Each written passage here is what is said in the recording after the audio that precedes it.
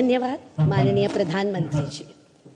और अब वह महत्वपूर्ण क्षण आ गया है जब माननीय प्रधानमंत्री श्री नरेंद्र मोदी जी अपने आशीर्वचनों से हम सभी का मार्गदर्शन करेंगे। माननीय प्रधानमंत्री महोदय से विनम्र अनुरोध है, अपने बहुमूल्य संबोधन से हमें अनुग्रहित करें।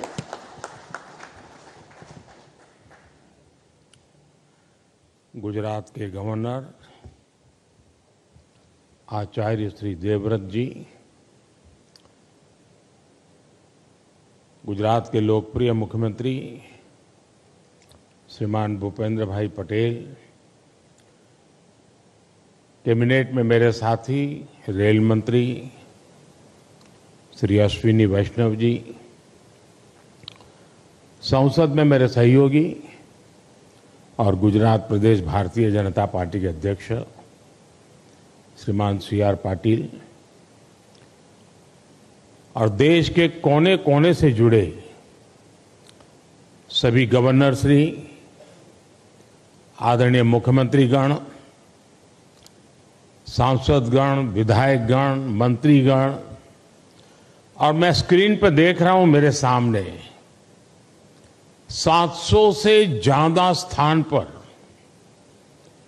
वहां के सांसद के नेतृत्व में, वहां के मंत्री के नेतृत्व में लाखों लोग आज इस कार्यक्रम में जुड़े हैं।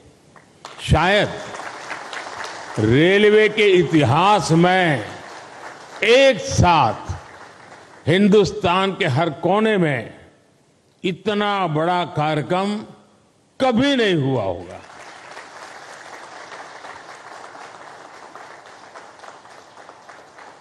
सौ साल में पहली बार हुआ ये कार्यक्रम होगा। मैं रेलवे को भी इस भव्य आयोजन के लिए बहुत बहुत बधाई देता हूं।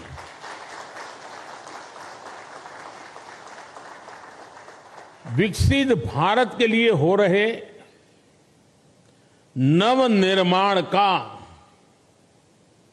लगातार विस्तार हो रहा है। देश के कोने कोने में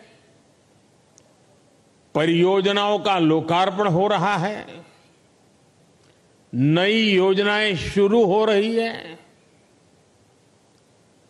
अगर मैं साल 2024 की ही बात करूं, 2024 आने मुश्किल से अभी 75 दिन हुए हैं 2024 के। इन करीब करीब 75 दिन में 11 लाख करोड़ रुपए से ज्यादा की परियोजनाओं का लोकार्पण और शिलान्यास हो चुका है। और अगर मैं पिछले 10-12 दिन की बात करूं, पिछले 10-12 दिन में ही 7 लाख करोड़ रुपए से ज्यादा की परियोजनाओं का लोकार्पण और शिलान्यास हुआ है। इसी इच्छा शक्ति का जीता जागता सबूत है। देश का नौजवान तय करेगा उसको कैसा देश चाहिए, कैसी रेल चाहिए। ये 10 साल का काम अभी तो ट्रेलर है, मुझे तो और आगे जाना है। आज गुजरात, महाराष्ट्र, यूपी, उत्तराखंड, कर्नाटक, तमिलनाडु, दिल्ली, एमपी, तेलंगाना, आंध्र प्रदेश, बिहार, झारखंड, पश्चिम बंगाल, उड़ीसा, इतने राज्यों में वंदे भारत ट्रेनें मिल चुकी है जी। और इसी के साथ ही देश में वंदे भारत ट्रेन की सेवाओं का शतक भी लग गया है। वंदे भारत ट्रेनों का नेटवर्क अब देश के 250 से अधिक जिलों तक पहुंच चुका है। जन भावनाओं का सम्मान करते हुए सरकार वंदे भारत ट्रेनों का रूट भी लगातार बढ़ा रही है। अहमदाबाद जामनगर वंदे भारत ट्रेन अब द्वारिका तक जाएगी। और मैं तो अभी द्वारिका में जाकर के डुबकी लगा के आया हूं। अजमेर, दिल्ली, सराय रोहिल्ला वंदे भारत एक्सप्रेस अब चंडीगढ़ तक जाएगी। गोरखपुर लखनऊ वंदे भारत एक्सप्रेस अब प्रयागराज तक जाएगी। और इस बार तो कुंभ का मेला होने वाला है, तो उसका महत्व और बढ़ जाएगा। तिरुवनंतपुरम, कासरगोड वंदे भारत एक्सप्रेस मंगलुरु तक विस्तार किया गया है। साथियों, हम दुनिया भर में कहीं भी देखें, जो देश समृद्ध हुए, औद्योगिक रूप से सक्षम हुए, उनमें रेलवे की बहुत बड़ी भूमिका रही है। इसलिए रेलवे का कायाकल्प भी विकसित भारत की गारंटी है। आज रेलवे में अभूतपूर्व आधुनिक रेलवे इंजन और कोच फैक्ट्रियां, ये सब 21वीं सदी की भारतीय रेल की तस्वीर बदल रही है।